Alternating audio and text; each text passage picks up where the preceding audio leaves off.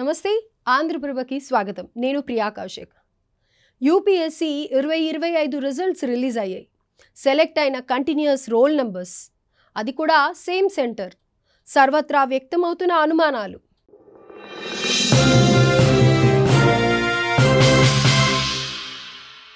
UPSC civils results మనలో చాలా మందికి ఇవి జస్ట్ ఫలితాలు, కానీ అభ్యర్థులకు మాత్రం షాకింగ్ రిజల్ట్స్ అని చెప్పుకోవచ్చు. ఇంతకీ అంతగా షాక్ కావడానికి రిజల్ట్స్లో ఏముంది? ఇదే ప్రజెంట్ ప్రతి ఒక్కరి క్వశ్చన్ కూడా. అభ్యర్థులు ఎంతో ఆసక్తిగా ఎదురుచూసిన సివిల్ సర్వీసెస్ ప్రిలిమినరీ ఫలితాలను యూపీఎస్సీ విడుదల చేసింది. ఇక ఈ నేపథ్యంలో అభ్యర్థులంతా తమ రోల్ నెంబర్ ఆధారంగా అధికారిక వెబ్సైట్లో ఫలితాలను తనిఖీ చేసుకునే అవకాశం ఉంది. అయితే ఈసారి ఫలితాల్లో కొన్ని షాకింగ్ విషయాలు బయటపడ్డాయి.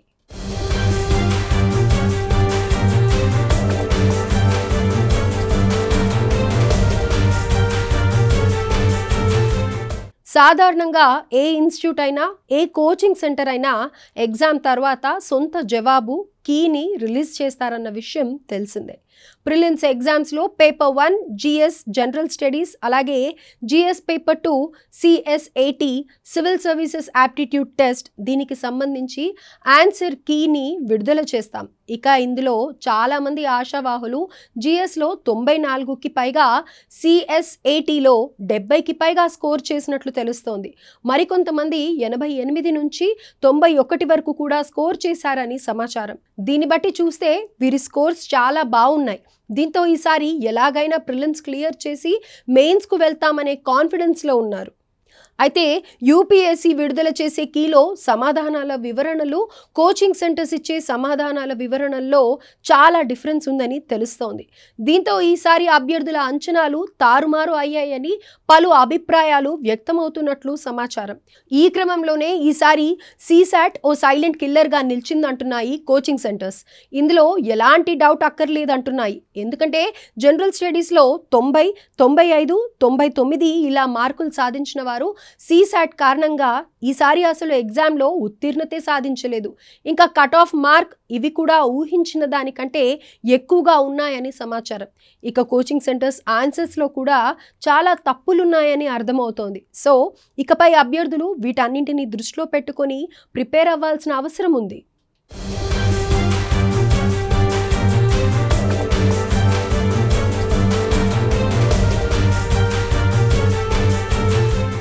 అయితే ఈ రిజల్ట్స్కు సంబంధించి మరో ఇష్యూ తెరపైకి వచ్చిందని తెలుస్తోంది.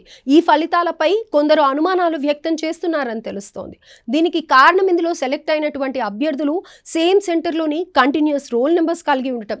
సో ఈ విధంగా ఒకే సెంటర్లోని అభ్యర్థులు, అది కూడా కంటిన్యూస్ రోల్ నెంబర్స్ ఉండటంతో ఇది కోఇన్సిడెంట్ అయినా లేదా ఇందులో ఏమైనా ఫ్రాడ్ జరిగిందా అని డౌట్ పడుతున్నారని తెలుస్తోంది.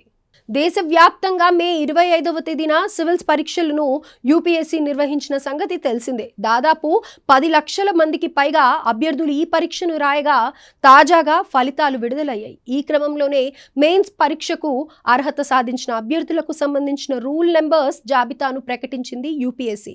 కాగా ఈ పరీక్షల్లో అభ్యర్థులు సాధించిన మార్కులు, కట్ ఆఫ్ మార్కులు, ఆన్సర్ కీలను వెబ్సైట్లో అందుబాటులో ఉంచింది. ఇక యూపీఎస్సీ ఎంతో పకడ్బందీగా ఎలాంటి అవకతవకలకు అవకాశం లేకుండా ఈ పరీక్షలు నిర్వహిస్తుందన్న విషయం తెలిసిందే. సో ఈ విధంగా కంటిన్యూస్ రోల్ నెంబర్స్ ఉన్న క్యాండిడేట్స్ సెలెక్ట్ కావడం కేవలం యాదృచ్ఛికమేనని అర్థమవుతోంది.